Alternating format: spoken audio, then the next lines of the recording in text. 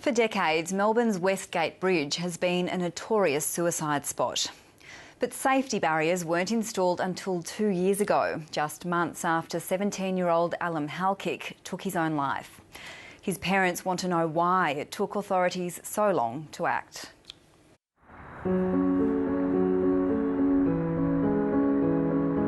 I often open this wardrobe and look at his clothes, and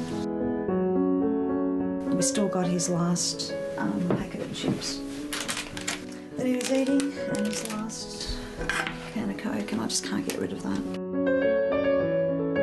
He just loved music. He really loved music so much. You know, he'd be coming down with the guitar and he'd be pretending he was in a band, and then I'd pretend I'd be singing and Dad would be doing the drums. And yeah, we were a very close family. On the 5th of February 2009, 17-year-old Alam Halik walked up the Westgate Bridge from the Todd Road service station. That night, the teenager had been bullied over the internet. We found out later he was very much tormented via text messages on his mobile phone, so as much as he moved away from the computer, he was still getting those harassing, threatening text messages on the mobile. I just think he just couldn't handle it anymore. After the 17-year-old's death, Dina and Allem Halkic began pressing for a coronial investigation.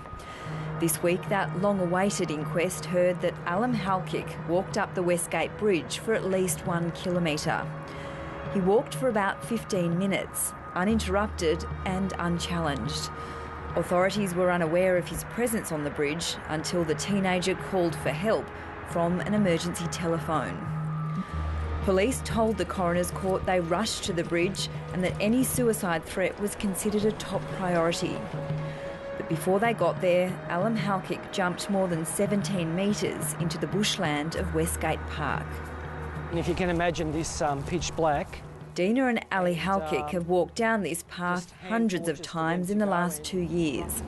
They come to visit the place their son died. Alam was laying here within maybe 3-4 metres from this distance, and at no fault of the police, I mean, they just virtually missed him and bypassed him and continued on up the path. So once again, you know, he was left here unattended and lying. The coroner's court heard police and paramedics struggled to find Alam Halik in the dark bushland. There was no lighting underneath the bridge. They were using handheld torches, and when they did locate the injured teenager, there was a locked fence in the way. This fence was a typical cyclone fence without these joins. So if you can imagine this unit here, they've basically lifted the fence from under the ground and they've managed to crawl. What the Halkics struggle to comprehend is that the area their son lay in was easily accessible by car. But there was a locked gate that no one on the scene had keys for. One of the police officers was crawled underneath the fence, and she was the first one to comfort Alam and tell him that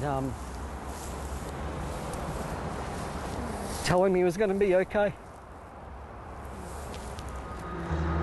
But Alam Halkic's injuries were too severe, and he passed away at about 5:40 a.m. Is your frustration at the paramedics and the ambulance officers? No, our frustration is that the paramedics weren't allowed to do their job effectively.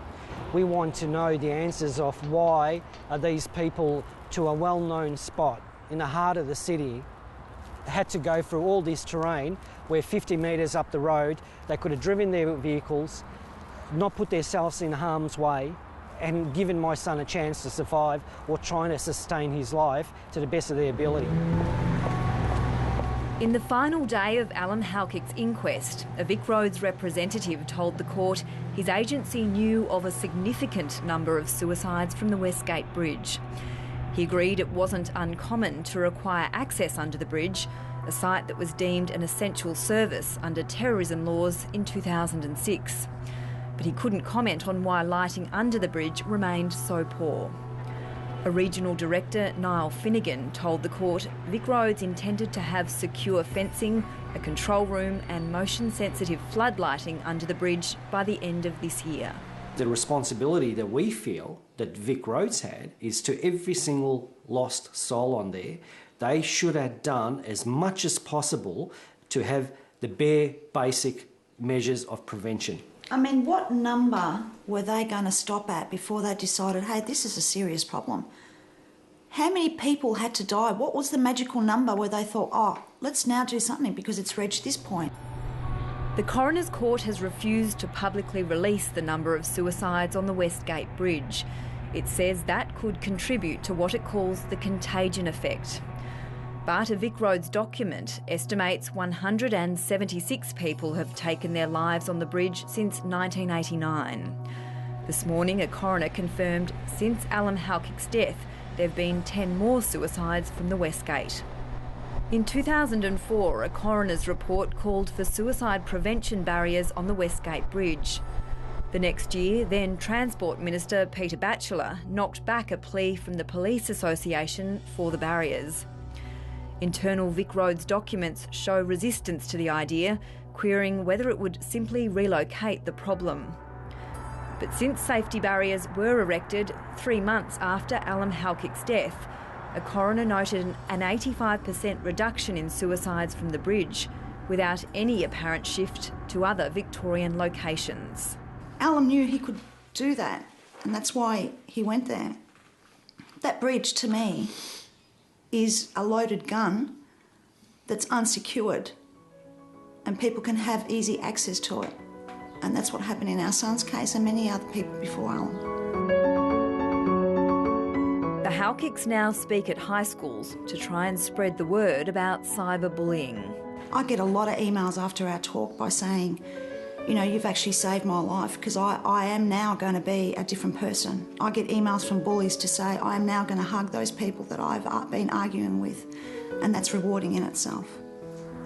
They also want to change the traditional taboo of not talking about suicide hotspots. As a community, let's go to the next step. Okay, we fixed the Westgate. Is there another known bridge? Let's go to that one. Let's slowly try and minimise the impact instead of do nothing and not talk about it, because that's not the answer.